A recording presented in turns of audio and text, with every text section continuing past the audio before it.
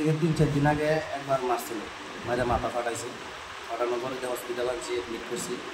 তারপরে আজকে ছুটিটা বাড়িতে গেছে, বাড়িতে যাই তো 1 ঘন্টাও থাকতে পারছে না, মানে দিয়ে আমি আসলাম না, এমনভাবে মারছে মানে চোখ ইয়ে হয়ে গেছে, চোখটা মানে মনে হয় 90% গেছে, এমন কিছু তো ডাক্তার তো কোনো কিছু করতে পারে।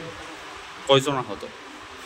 তারা তো আসলে 2জন আসছিল, একবার দাঁড়াই আসলো, আরও 10-12 জন আছে। কি কারণে ঝগড়া?